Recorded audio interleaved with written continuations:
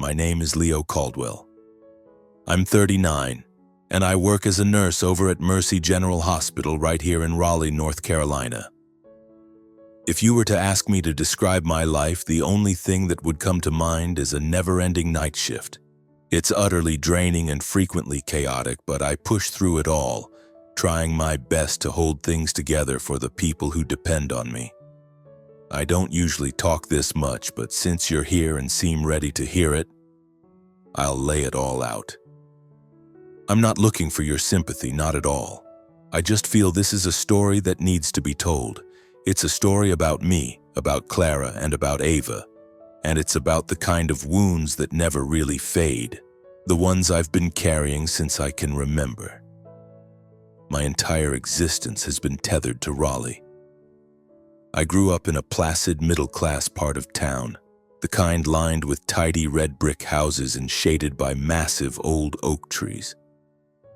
I can still close my eyes and smell the charcoal from neighborhood barbecues that filled the humid air every Sunday afternoon. We were the picture-perfect American family, at least on the surface. My parents were white and staunchly conservative, and our lives felt as meticulously organized as the labeled bins stacked in our garage.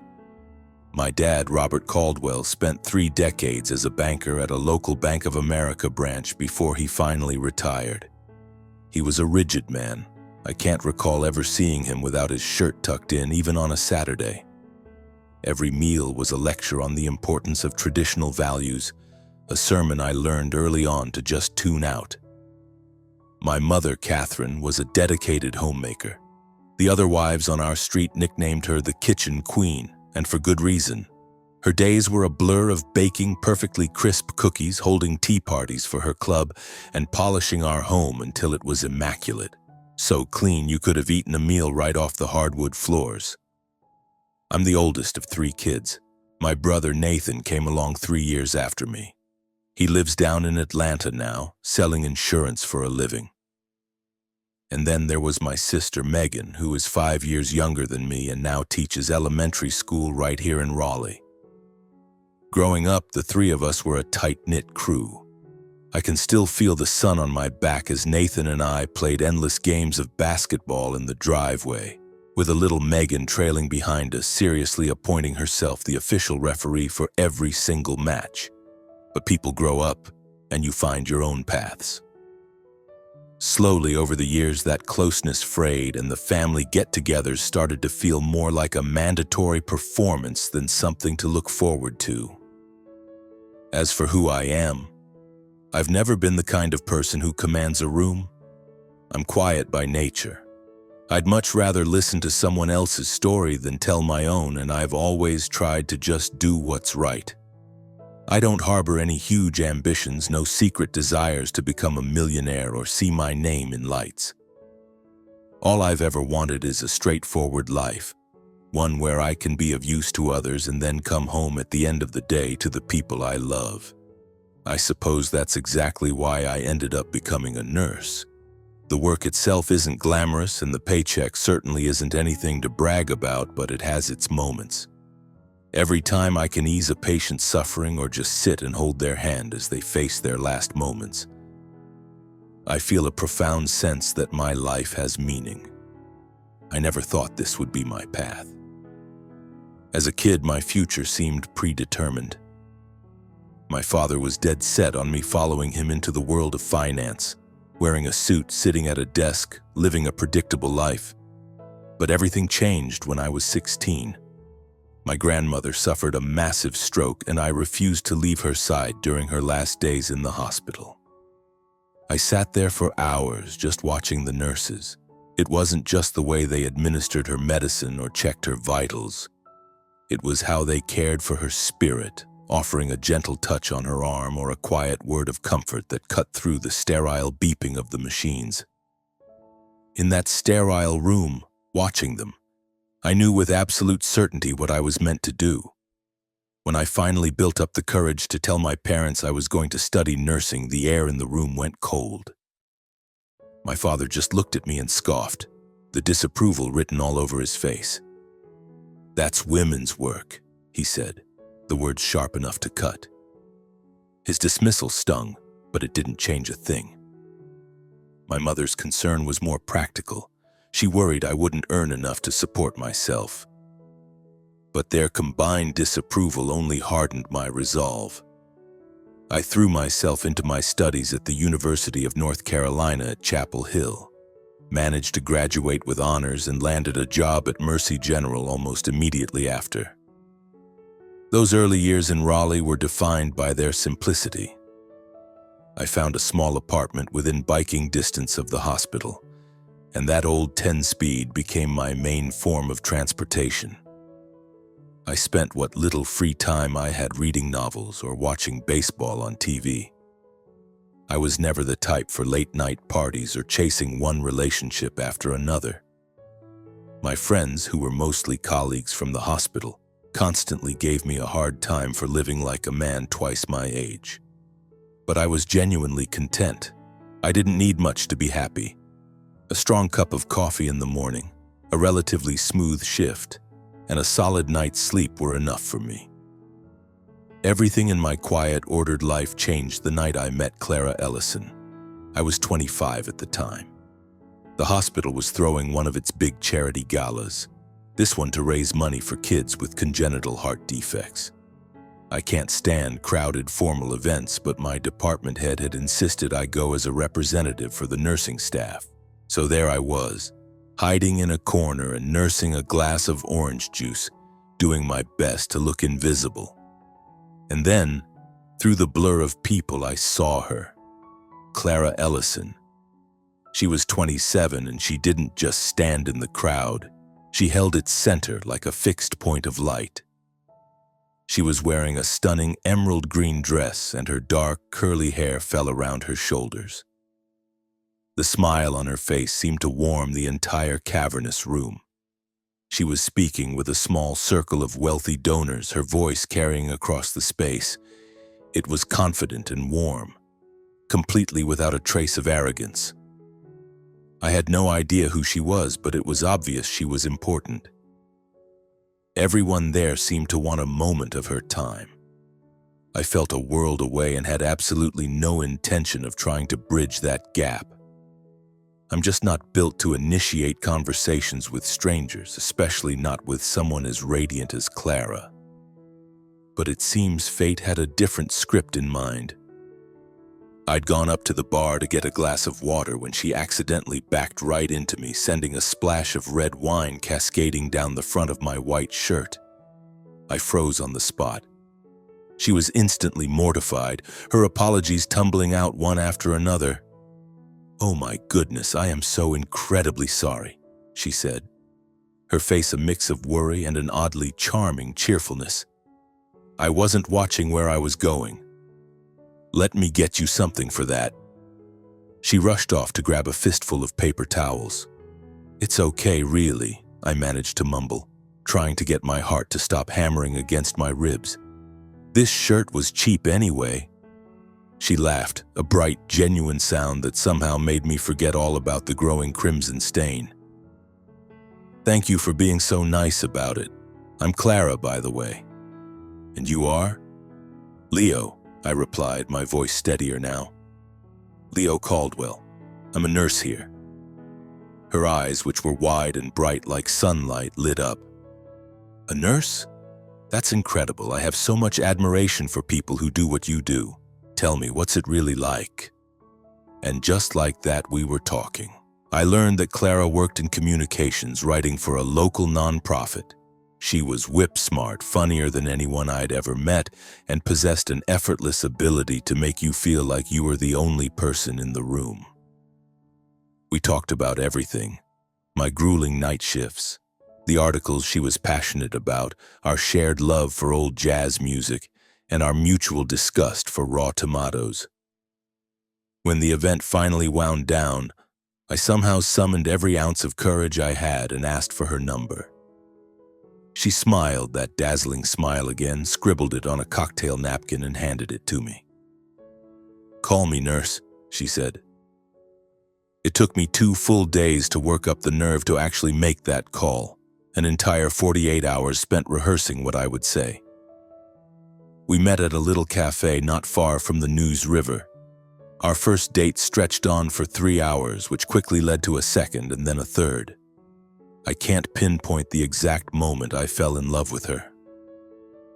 Maybe it was when she described her own childhood in Charleston, growing up in a middle-class black family with a father who taught history and a mother who worked as an accountant.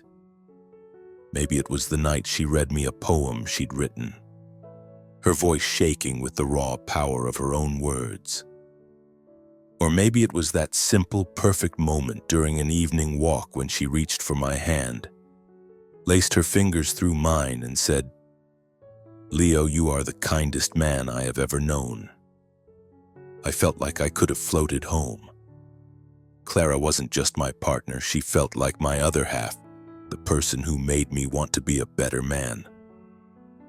Our connection was built on a foundation of shared values, a deep sense of compassion, a commitment to fairness, and a shared belief that the world could be a better place if people just tried a little harder.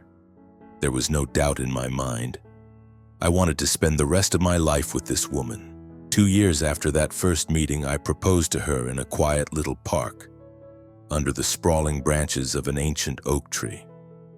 The ring wasn't some giant, expensive diamond. It was a simple silver band I had saved for months to buy. I got down on one knee, my hands trembling so badly I almost fumbled the box and managed to get the words out. "Clara, you are the light of my entire life. I can't promise you the whole world, but I can promise to love you and protect you for as long as I live. Will you marry me?" Tears streamed down her face as she nodded and threw her arms around me, pulling me into a hug so tight I could barely breathe. It was, without a doubt, the happiest moment of my life. But that happiness wasn't shared by everyone. When I told my parents about Clara, the atmosphere in their house turned frigid. I can still see it so clearly, the three of us sitting in their formal living room, my parents staring at me with a mixture of disbelief and profound disappointment. My mother was the first to speak, her voice shaking with a barely concealed tremor. "Are you serious, Leo? A black woman? What will people say? What about this family, our heritage?" I was completely floored. I'd always known my parents were conservative, but I never imagined they would react with such raw, unvarnished prejudice. My father's voice, when he finally spoke, was like ice. "She might be a perfectly nice person, son, but she does not belong in our world. If you go through with this marriage, don't expect us to welcome her." I tried to reason with them to make them see Clara for the intelligent, talented, incredible woman she was. The woman I loved more than anything. But it was like talking to a brick wall. My mother even had the audacity to say that Clara would taint our bloodline and drag me down. The words hung in the air, ugly and suffocating. I walked out of their house that day with a profound ache in my chest, the painful realization dawning that the family I had always loved was not the family I thought I knew. Nathan and Megan were neutral at first, but over the next few weeks I could feel them pulling away. Nathan called and told me I was making a big deal out of nothing, while a worried Megan asked if I was absolutely sure about this. I knew our parents were in their heads twisting things, but their lack of support still cut me deep. I really thought they would have my back. Despite all of it, my resolve never broke. I loved Clara, and I believed our love was the only thing that truly mattered. About 2 months later, Clara and I were married in a small, beautiful church in Charleston. My parents did not attend, neither did Nathan or Megan. The pews were filled with our closest friends, my colleagues from the hospital, and Clara's family, who embraced me from the very beginning as if I were one of their own. The moment Clara started walking down the aisle in her wedding dress, every bit of pain and anger I'd been carrying simply melted away. She looked like something out of a dream, and as we stood there exchanging our vows, I knew with every fiber of my being that I had made the right choice. Our marriage was a tapestry of happy days. Clara brought a kind of joy into my life that I had never known was possible. We bought a small house in a quiet Raleigh suburb, with a little yard where Clara spent hours meticulously planting flowers of every color. I kept my job at the hospital, and Clara continued to climb the ladder at her organization, eventually becoming the director of communications for a large national nonprofit. We spent our evenings talking about the future, dreaming of starting a family, of having children, of taking trips to faraway places we'd only seen in magazines. A year later, our daughter Ava was born. Ava was our own personal miracle. She had my eyes, but Clara's radiant smile, and her skin was a beautiful, warm brown, like a perfect summer day. The first time I held her in my arms, I felt like I had been fundamentally transformed. I was suddenly stronger, more responsible, a man overflowing with a love so fierce it almost scared me. Lying in the hospital bed, exhausted but glowing, Clara looked over at me and smiled. "Leo," she whispered, "she is going to do incredible things." I had no idea then that her words were more than just a mother's loving hope. They were a prophecy. But before Ava could begin to work her own miracles, life delivered a blow so devastating I didn't think I would ever be able to get back up. Those first years of our marriage were a blur of simple, happy days. We weren't wealthy by any stretch, but we had everything we needed. In the mornings, I'd make coffee for both of us while Clara made toast with peanut butter, her absolute favorite. We'd sit together at our little kitchen table, laughing about the silliest things, the way Clara always managed to spill her coffee when she got excited telling a story, or how I could never seem to remember to lock the back door. Those small, ordinary moments were the bedrock of my happiness. When Ava was born, our life felt even more full, more perfect. I can still remember the first night we brought her home from the hospital. I barely slept a wink, just sat by her crib all night, watching the steady rise and fall of her tiny chest, gripped by an irrational fear that if I closed my eyes for even a second, this perfect little miracle would disappear. Clara teased me gently. "Leo, you don't have to pull a night shift at home, you know. Go to sleep. She's fine." But I just couldn't look away from Ava. She was so impossibly small, her little hand wrapped tightly around my finger. I knew in that quiet moment that every choice I made for the rest of my life would be for her. Parenthood was not easy. Clara and I were in a constant state of sleep deprivation, taking turns rocking Ava back to sleep when she cried in the middle of the night. I quickly learned how to change diapers, mix formula just right, and sing off-key lullabies I never would have imagined myself singing. Clara, even when she was utterly exhausted from her demanding job, always found the energy to play with Ava, to read her books, and to tell her stories about her own childhood in Charleston.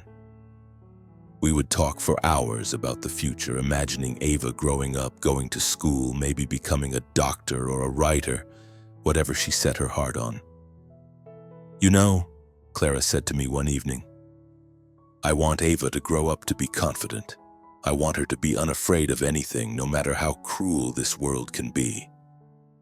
But the world, as I was about to discover, was far crueler than either of us could have ever imagined. It was 2015, and Ava had just turned 2. She was beginning to babble her first words, loved to toddle around the house on her tiny, unsteady legs, and was completely obsessed with the colorful comic books Clara bought for her.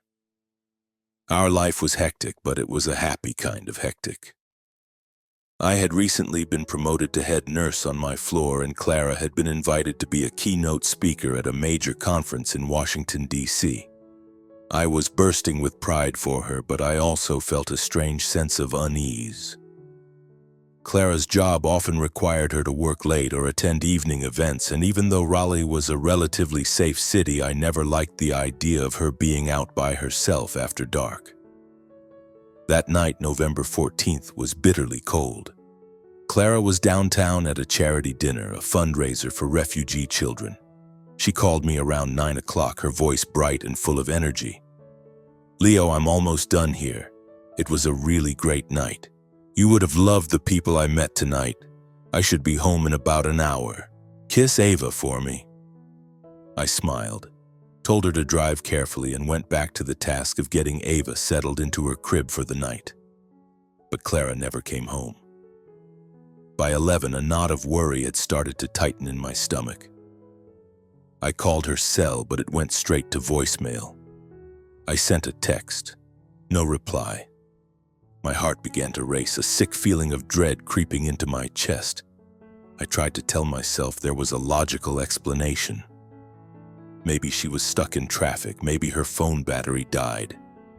But when the clock on the wall ticked past midnight, the panic became unbearable. I couldn't just sit there anymore.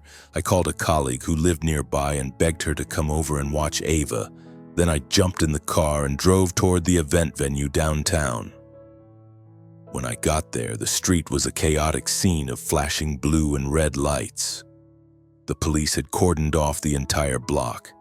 An ambulance was parked at the curb, its lights painting the faces of the murmuring crowd in stark flashes. I heard someone whisper the word, "Attack." A primal fear took over.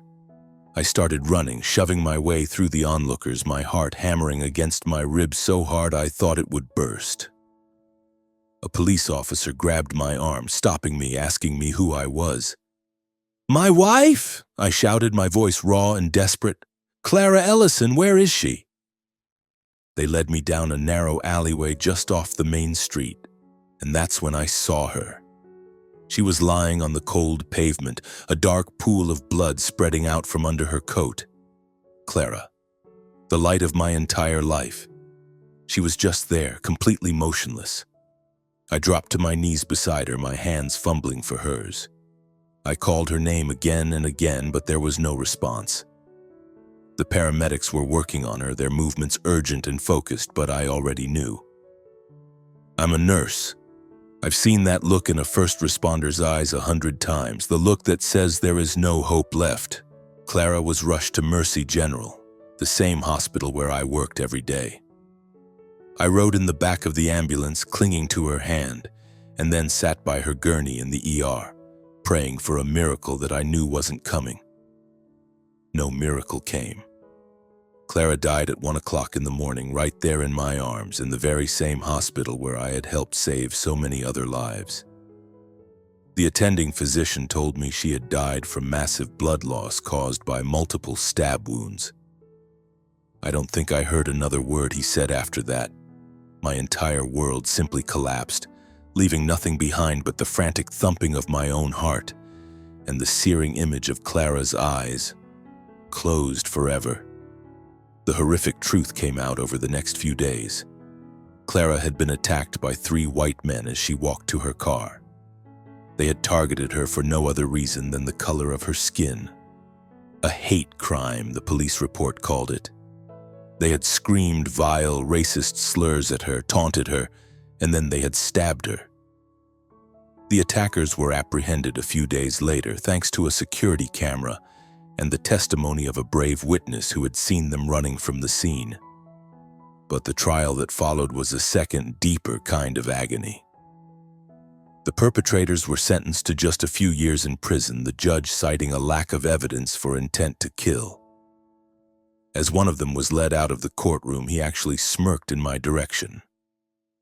Justice, a concept I had once held as sacred, revealed itself to be nothing more than a sick, twisted joke. I don't have the words to describe what I felt in that moment. It was a hurricane of pain, rage, and utter helplessness that tore through my chest. I wanted to scream until my lungs gave out. I wanted to smash everything in sight. I wanted revenge. But then I would look at Ava, my sweet 2-year-old daughter, sleeping soundly in her crib, and I knew I couldn't let myself break. Clara had left Ava in my care, and I had to keep going. I had to be strong for our daughter. The months that followed Clara's death were the bleakest of my entire life. I went back to work just 2 weeks after the funeral, not because I was ready, but because I had to. I needed the money to raise Ava on my own. I moved through my shifts like an automaton, tending to patients, administering injections, checking vitals, but inside, I was a hollow shell. Every time I had to walk past the trauma bay where Clara had died, it felt like another knife twisting in my gut. At home, I did my best to be a good father, but it was an impossible task. Ava was too young to comprehend where her mother had gone, but she felt her absence acutely. She cried more often, clung to me constantly, and every single time she called out for Mama, my heart would shatter into a million pieces. I read to her. I sang to her. I forced myself to smile even as tears were stinging my eyes. On nights when I had to work a shift, I'd bring Ava to the hospital with me, letting her sleep in the staff lounge on an old, worn-out armchair wrapped up in a scratchy hospital blanket. My colleagues pitied me. I could see it in their eyes. They took turns holding Ava. They brought me food, but no one and nothing could ever fill the gaping void that Clara had left behind. In a moment of desperation, I tried to reach out to my parents, hoping that this tragedy might somehow bridge the chasm between us. I called them. I wrote letters. I told them about Clara's murder, about Ava, about how much I was struggling to keep my head above water. Their response was a wall of silence. My mother sent a single terse text message. "We're very sorry to hear about Clara, but you chose this path." I don't know what I was hoping for, but their chilling indifference made me realize that I was well and truly on my own. Nathan and Megan remained silent too. The family I had once seen as my safe harbor was now nothing more than a painful, distant memory. But no matter how much it hurt, giving up was not an option. I had to keep living for Ava, my 2-year-old daughter who needed me. My days fell into a grueling routine. I'd wake up before dawn, make her oatmeal, drop her off at daycare, and then rush to the hospital for my shift. I scrimped and saved every single penny. There were no more visits to the coffee shop, no new clothes for myself, not even the occasional baseball tickets I used to enjoy so much. Everything I had, everything I did was for Ava. I was determined to give her a good life, to make sure she would never suffer the way I was suffering. But I couldn't build a fortress around her. I couldn't shield Ava from the realities of the outside world. When she started preschool, I became painfully aware that her skin color, Clara's beautiful skin color, made her a subject of curiosity and judgment. One afternoon, as I was picking her up from school, I overheard another mother whisper to her friend, "That's the mixed-race girl, the one whose mom died when she was 2, right?" Such a shame. I felt a hot flash of anger, but I pushed it down, gripping Ava's hand a little tighter. I knelt down so I was at her eye level and said, "You are the most special girl in the entire world, Ava. Don't you ever let anyone make you feel any different." Ava, though she was still so young, seemed to understand. She wrapped her little arms around my neck and hugged me tight, and in that moment I knew I would do anything on earth to protect her. But I had no idea that soon enough it would be Ava, with her small but incredibly resilient heart, who would be the one holding me up. The years after Clara's death blurred into one long, exhausting journey of grueling days and sleepless nights. My entire existence revolved around Ava.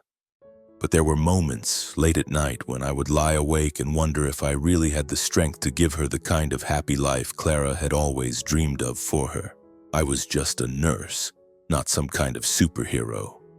I didn't have any extra money, no family to fall back on, and no emotional energy left to even begin to soothe the constant ache in my own heart.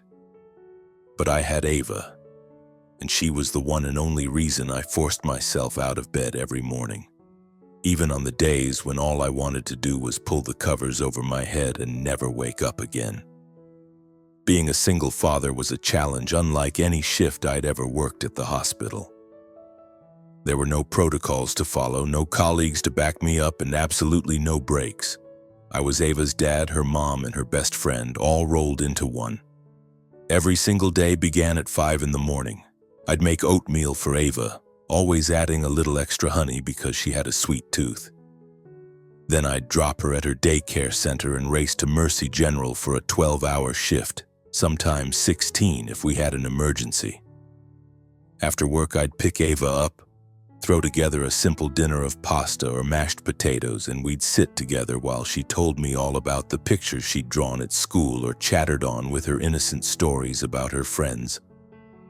Ava grew up surrounded by my love, but she also grew up in the long shadow of our loss.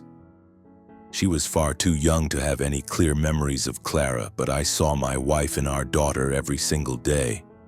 In her radiant smile, in the way her eyes sparkled when she was listening to a good story, in the way she would wrap her arms around my neck and hug me tight whenever she sensed I was sad. I tried my best to tell Ava about her mother to keep her memory alive. I told her how much Clara had loved her, about all the dreams Clara had for her future.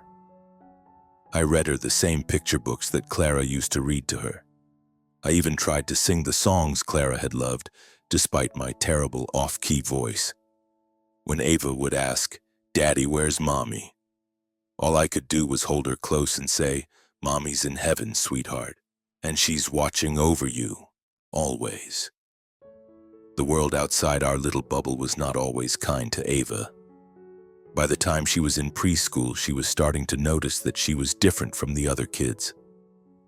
Her beautiful brown skin, inherited from Clara, made her a target for curious stares and sometimes cruel whispers. I'll never forget the day I went to pick her up from school and overheard another child say, "Ava doesn't look like her dad, she's so dark." I saw Ava standing there, her head bowed, her little hands clenched into fists at her sides. I knelt down in front of her, gently wiped the tears from her cheeks, and said, "You are the most beautiful girl in the whole world, Ava. You look just like your mom, and she was the most wonderful person I have ever known." She gave me a small, watery smile, but I knew those careless words had left a mark. I tried so hard to protect Ava, but I couldn't shield her from everything. I taught her to be proud of who she was, to hold her head high, to not let the ignorance of others hurt her. But deep down, I was terrified. I was afraid that this world, the same world that had stolen Clara from us, would find a way to hurt Ava too. And I was afraid that I wasn't strong enough to help her navigate it all. But Ava, even as a small child, was so much stronger than I ever gave her credit for. She had a resilient spirit, a creative soul, and a talent that I didn't fully recognize until she was about 6 years old. When Ava turned 6, she developed a passion for writing. And I don't mean the typical scribbles of a first grader, a few simple lines about a pet cat or a tree in the backyard. Ava wrote long, intricate, and wildly imaginative stories. One afternoon, I came home from work and found her at the kitchen table, furiously scribbling in one of Clara's old notebooks. "What are you writing, sweetie?" I asked. She looked up at me, her eyes shining with excitement. "It's a story about a girl who can fly, Daddy," she said. "She lives on a planet where all the trees can talk." I smiled, thinking it was just another one of her imaginative games. But when I looked over her shoulder and actually read what she had written, I was absolutely stunned. Her story went on for dozens of pages with a tight, coherent plot, vividly drawn characters, and magical details that I couldn't believe a 6-year-old could possibly conjure. She was pulling inspiration from the stories I told her, from Clara's old picture books, and from the boundless depths of her own imagination. I sat there with Ava, listening to her describe this incredible world she had created, and for the first time since Clara's death, I felt a tiny spark of genuine light flicker in my heart. From that day on, I encouraged Ava to write as much as she wanted.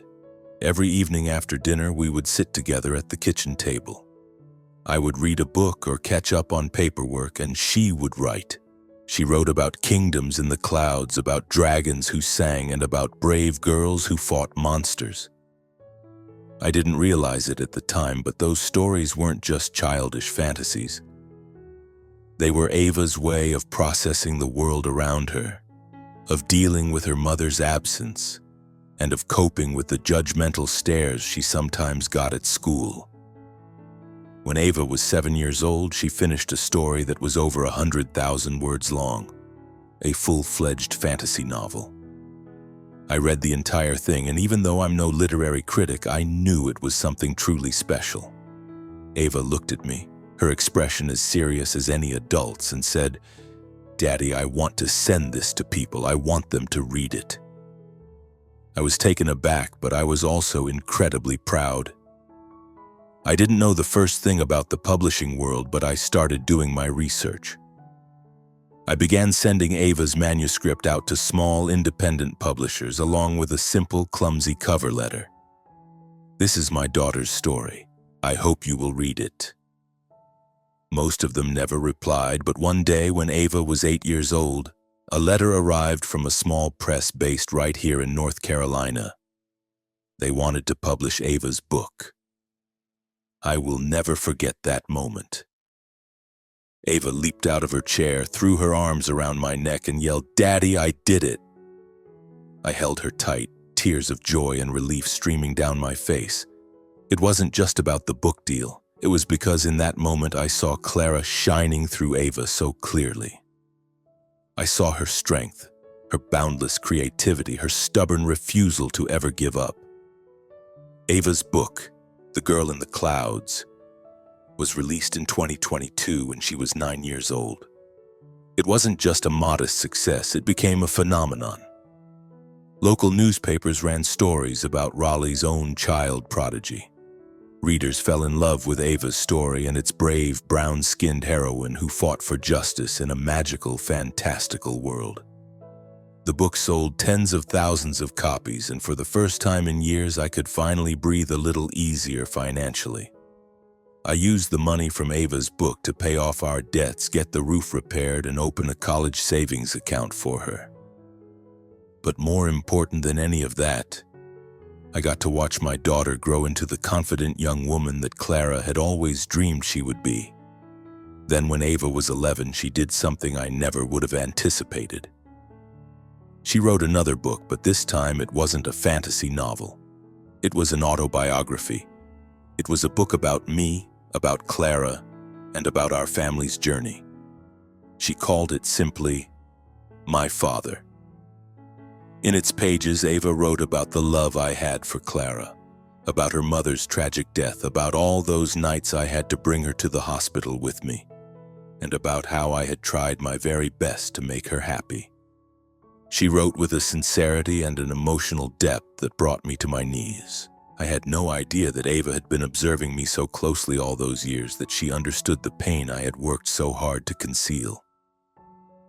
"Daddy, I want the world to know how amazing you are," Ava said when she showed me the finished manuscript. I hugged her, completely speechless. I didn't feel like I deserved such praise, but my daughter saw something in me that I had never been able to see in myself. I sent the new manuscript to Ava's publisher, and they immediately offered to publish it. My Father was released in 2024 when Ava was just 11 years old. The book wasn't just a success in the United States, it became a global sensation. Ava, the 11-year-old girl with the resilient heart, became a world-famous young author. She appeared on talk shows and was invited to speak at schools, talking to other kids about the power of writing and the importance of overcoming hardship. The book sold millions of copies, bringing in an amount of money I could barely comprehend. I no longer had to worry about our finances, but what made me truly proud was Ava herself. She had taken our family's pain and transformed it into art. She had turned our scars into a source of light for others. But Ava's success brought with it a new set of challenges. As her fame grew, the world's attention on us intensified. Many people admired Ava and her story, but not everyone did. I would read the comments online, people calling her an overhyped kid, or worse, spewing hateful insults about her skin color. I did my best to shield her from all of it, but she was far more perceptive than I gave her credit for. One evening, she said to me, "Daddy, I know that not everyone likes me, but I don't care. I write because I want to, and I write for Mom." I looked at my daughter, and in that moment I saw Clara so clearly. I saw the strength that my wife had passed down to her, a resilience that I had never possessed myself. Ava wasn't just my daughter anymore. She was my guiding star. The reason I had kept putting one foot in front of the other all those times I wanted to just stop. Our lives had changed dramatically, but at my core I remained the same man. I was still a nurse, still a father, still just a man trying to do the right thing. I still work my shifts at Mercy General, I still take Ava to the park on the weekends, and I still read to her every night. But now, more often than not, Ava is the one telling the stories, and I am the one who gets to listen. She talks about dreams that are bigger and bolder than ever before, about new books she wants to write, about starting a foundation to help other kids like her, kids who have been treated unfairly by the world. I don't know what the future holds for us, but I know this one thing with absolute certainty. Ava is the miracle that Clara spoke of all those years ago. And no matter how cruel this world can be, I will spend the rest of my life doing everything in my power to protect her, to make sure her light keeps shining as brightly as it possibly can. In 2024, Ava's life and my own were completely transformed. Thanks to the overwhelming success of her autobiography, My Father. Our financial worries were a thing of the past. I kept my job as a nurse at Mercy General not because we needed the income, but because it's a fundamental part of who I am. It was also a way for me to stay connected to my old life, to the days I shared with Clara. Ava, now 11, had become a star, a famous young author who appeared on television, spoke at schools, and inspired millions of people around the world.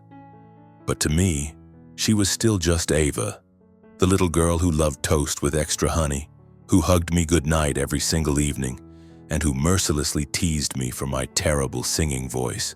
I thought I had finally learned how to live with the pain of losing Clara, how to juggle my job and the demands of raising Ava while keeping my own heart from completely shattering. But then one late afternoon in the autumn of 2024, a phone call from my mother turned my carefully constructed world completely upside down. After nearly a decade of almost total silence, she called me. Her voice trembled on the other end of the line. "Leo," she said, "your father and I, we want to see you and Ava. This Thanksgiving, please come home. We're family no matter what." I just stood there in my kitchen, the phone pressed to my ear, my heart hammering in my chest. A part of me wanted to just hang up, to scream at her that they had disowned me, that they had abandoned me when I needed them most. But another part of me, the part that still held faint, faded memories of playing basketball in the driveway with Nathan and the smell of my mother's freshly baked cookies, made me pause. I glanced over at Ava, who was sitting at the kitchen table, already lost in a new story she was writing. And I thought, maybe this is a chance for her to know her grandparents, a chance to maybe, just maybe, begin to mend what had been so badly broken. I agreed to go, even though my heart was heavy with a sense of deep unease. That Thanksgiving, Ava and I made the 2-hour drive to my parents' house in the Raleigh suburbs. The house looked exactly the same. The red brick facade, the giant oak trees in the front yard, the smell of pumpkin pie wafting from the kitchen. But the moment I stepped inside, I felt like a complete stranger in my own childhood home. My parents, now in their late 60s and with more gray in their hair, looked at me with the same cold, disapproving eyes they'd had the day I told them I was marrying Clara. Nathan and Megan were there too, with their spouses and their children. A gaggle of white blonde kids running around the house, their laughter echoing off the walls. Ava squeezed my hand tighter as we walked in. She was wearing a pretty green dress and her curly hair was neatly tied back. She had a smile on her face, but I could see the wariness in her eyes. I knew how sensitive she was. She could feel the tension in the room as keenly as I could. My mother gave me a hug, but it was stiff, brief, and incredibly awkward.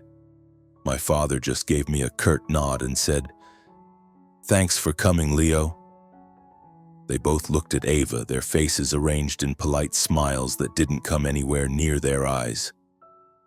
"You've grown so much, Ava," my mother said, her voice cloyingly sweet and utterly insincere. "You look just like your mother." The dinner that followed was thick with a strained, uncomfortable atmosphere. The table was groaning with food, a huge turkey, mashed potatoes, cornbread. But I felt none of the warmth of the Thanksgivings of my youth. Nathan and Megan chatted animatedly with each other, asking about their jobs and their kids' latest accomplishments, but no one directed a single question toward me or Ava. The other grandchildren, Nathan's and Megan's kids, were showered with attention by my parents. They were given expensive gifts, new electronic toys, and fancy sweaters. Ava received one small token gift, an old dog-eared picture book that I was sure my mother had just unearthed from a dusty box somewhere in the attic. Ava smiled and thanked them politely, but I saw the light in her eyes dim just a little. The mood at the table only grew more toxic as the dinner wore on. My mother couldn't stop gushing about her other grandchildren. "Nathan's boy is so clever, he's definitely going to be a doctor," she cooed. "Or Megan's little girl sings like an angel." But she said nothing, not a single word about Ava, even though the entire world knew her as a celebrated best-selling author. I tried to keep my composure, squeezing Ava's hand under the table, praying she wasn't noticing the blatant favoritism. After dinner, all the kids gathered in the living room to play a game. They were divided into teams for a scavenger hunt in the backyard. Ava, with her naturally enthusiastic spirit, jumped right in, eager to play along. She found one of the hidden items, a small doll, and held it up excitedly. But then one of her cousins, Nathan's son, ran over and snatched it right out of her hand, yelling, "That's mine! You can't have it!" Ava, startled but holding her ground, replied, "I found it fair and square. That's the rule." My mother, her own grandmother, was standing nearby and overheard the exchange. Her face flushed with anger. She marched over to Ava, and before I could even process what was happening, she slapped my daughter hard across the face. The sharp, ugly sound echoed through the yard, silencing everyone. Ava stood there, completely frozen, her small hand covering her cheek, her eyes instantly welling with tears. My mother screamed, her voice shrill and full of venom. "You ungrateful little black girl! Who do you think you are, trying to compete with your cousin?" Time seemed to grind to a halt. My heart felt like it had been shattered into 1,000 pieces, but then a wave of pure, white-hot rage surged through me like a fire. I rushed to Ava's side, pulled her into my arms, and gently tilted her face to check her cheek. A bright red handprint was already blooming on her beautiful brown skin, but what hurt me more than anything was the look in her eyes. It wasn't just pain. It was a look of profound, soul-deep hurt. I stood up and faced my mother, my voice shaking but firm. "Mom, what did you just do? Ava is your granddaughter. She is your blood. You do not get to lay a hand on her." My mother took a step back, maybe realizing for a split second that she had gone too far, but then she just doubled down on her cruelty. "I was teaching her some manners," she snapped. "She needs to learn her place." Those words were the final, fatal blow.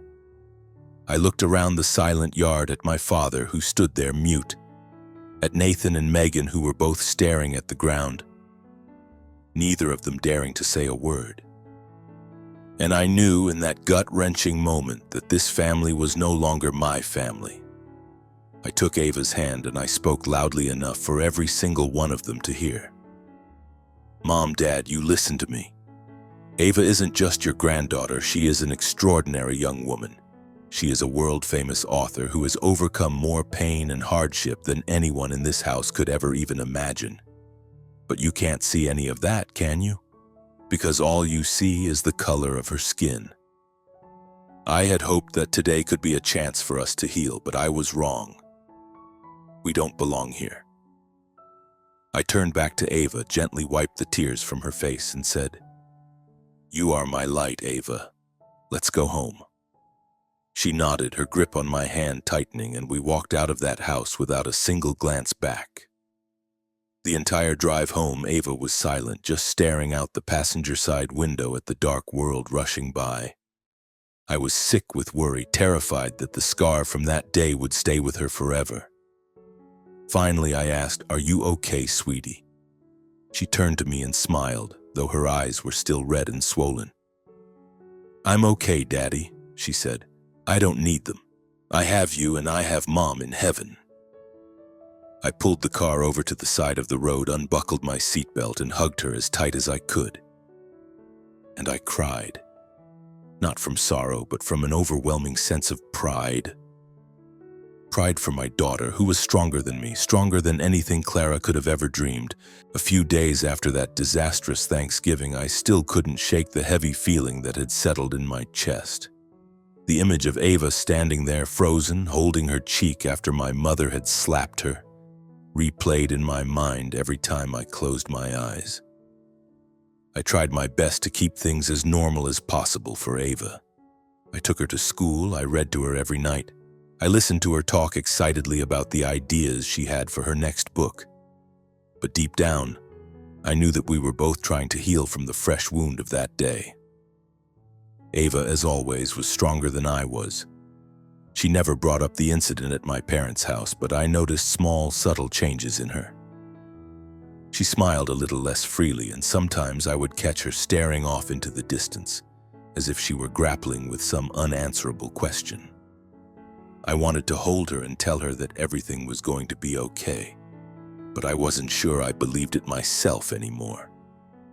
How could I promise her that the world would treat her fairly when her own family had been so cruel? A few days later, while I was in the kitchen making dinner, pasta with tomato sauce, Ava's favorite, the phone rang. It was Nathan. His voice on the other end of the line was quiet, almost hesitant, a stark contrast to his usual booming confidence. "Leo," he said, "are you doing okay? Do you have a minute to talk?" I gripped the phone tighter, a familiar sense of unease creeping up my spine. "What's up, Nathan?" "Listen," he said. "Megan and we want to invite you and Ava over to our place this weekend, right here in Raleigh, just a small get-together, just family. We want to apologize for what happened at Mom and Dad's house. We never expected things to go that far." I was silent for a long moment. A small part of me wanted to believe that Nathan and Megan were being sincere. They hadn't directly hurt Ava, it was true, but they also hadn't said a single word when our mother had slapped her. They had just stood there, their heads bowed, and let my daughter endure that humiliation. I took a deep breath, trying to keep my voice even. "Nathan, thanks for the call, but I think it's too soon. Ava needs some time, and so do I." Nathan hesitated, then said, "Leo, we know Ava's special. We've read her books, and my God, she's incredible. We want to make things right. We want to be a part of your lives." His words caught me completely off guard.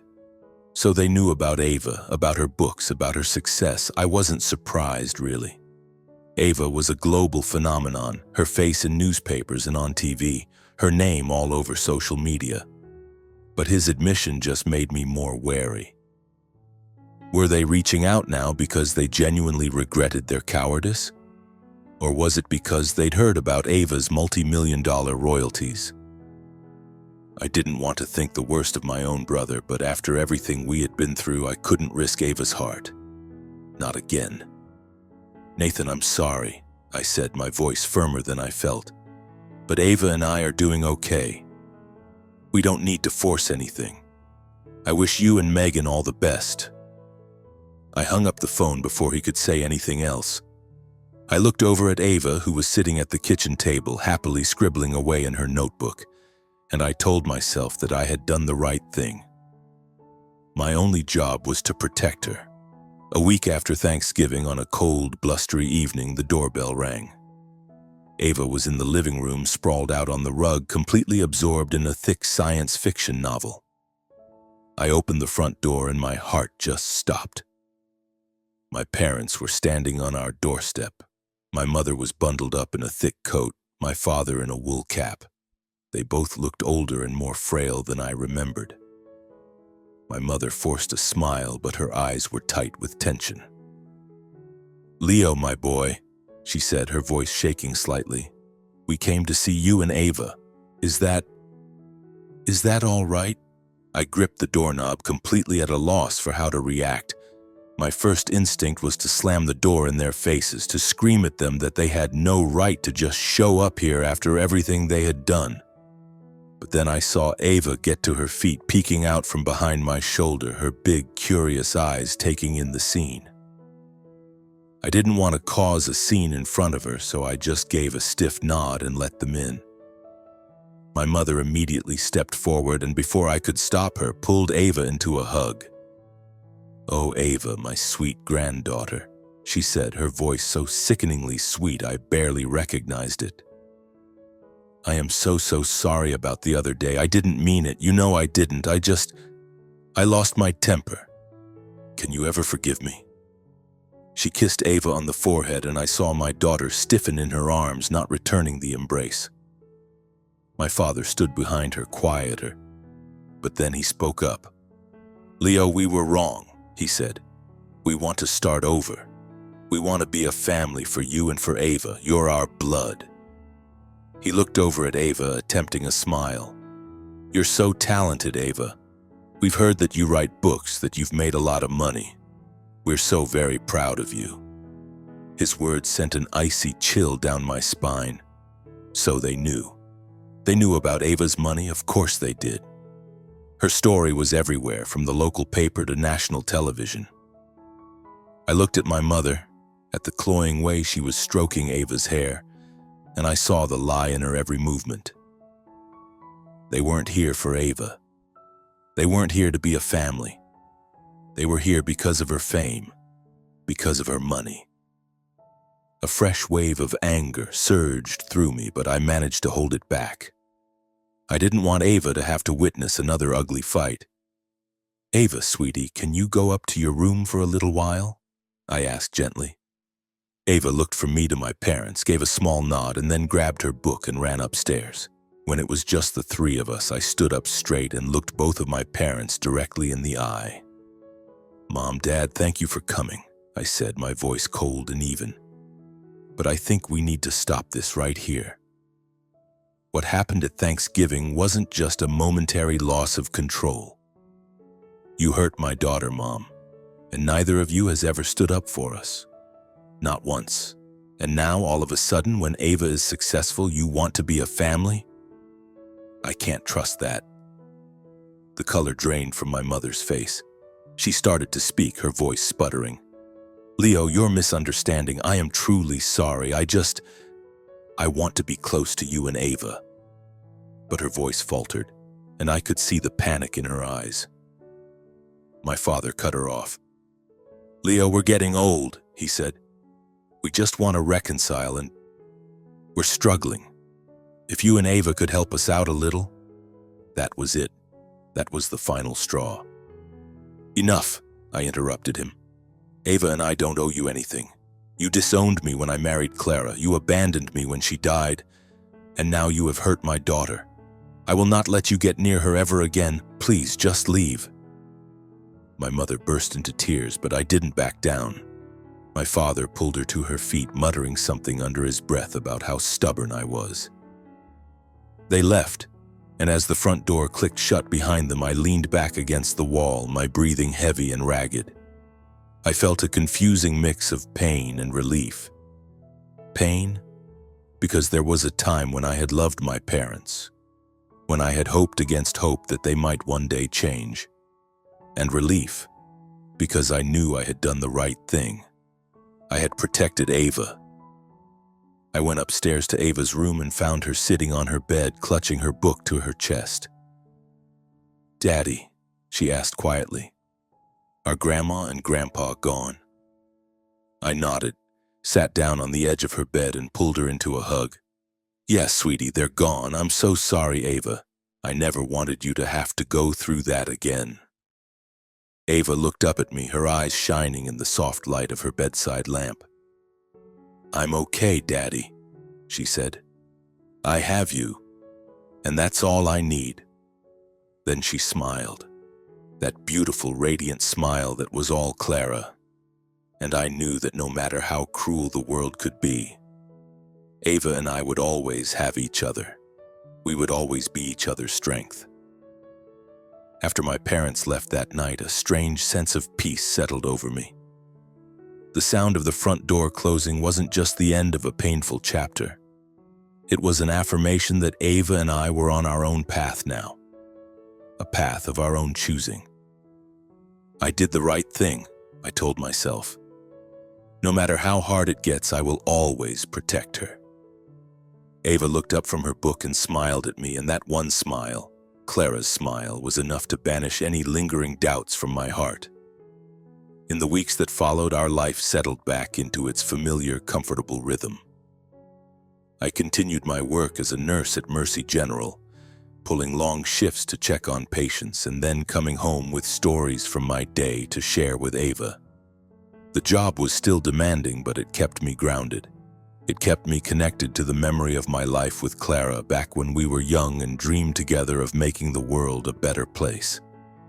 Ava, for her part, continued to write with a tireless passion. She had already started a new project, a book about a group of children who overcome prejudice and bigotry inspired by her own experiences.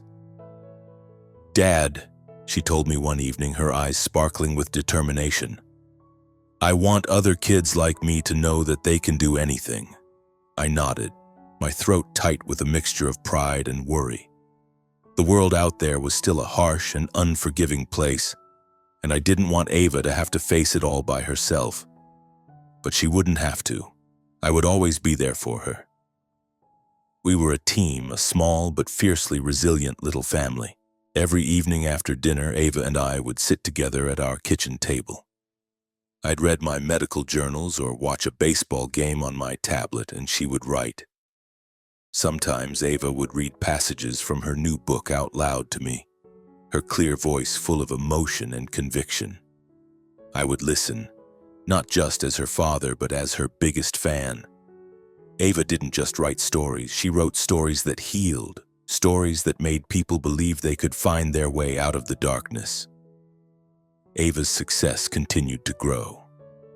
My father sold millions of copies and was eventually translated into over 20 languages.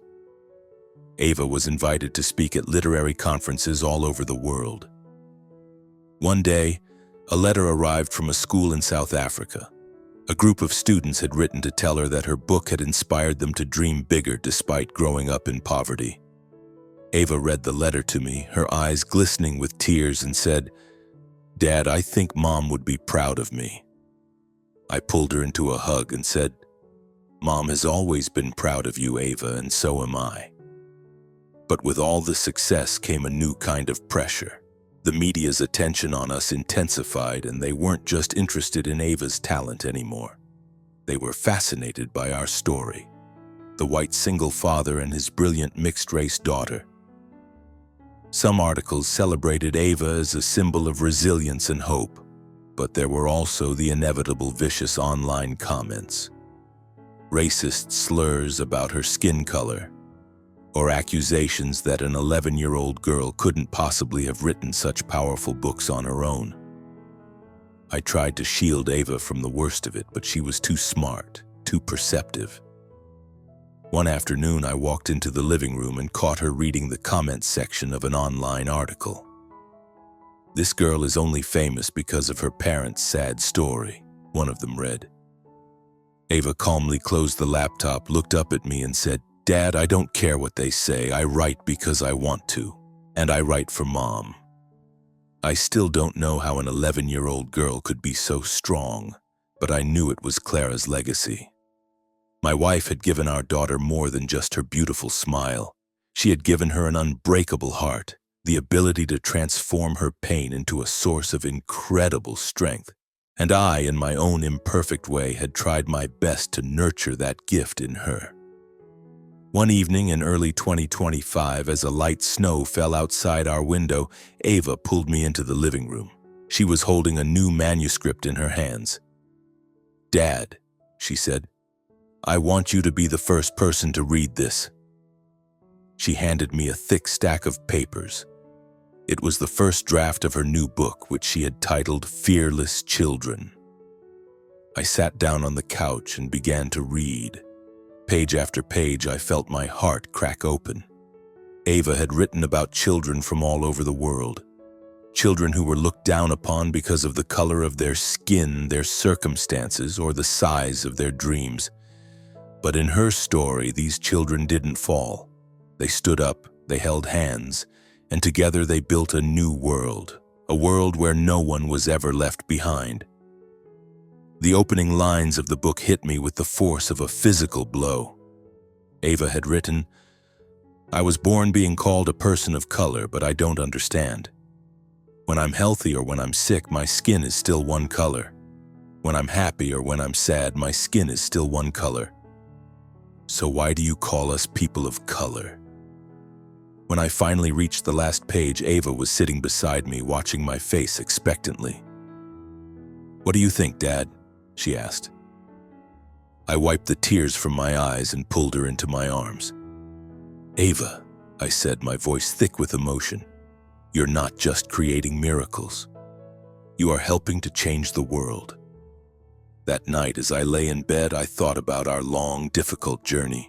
I thought about the happy, sun-drenched days with Clara, about the fateful night she was stolen from us, about the long, lonely years I struggled to raise our daughter on my own, and about the radiant light that Ava had become.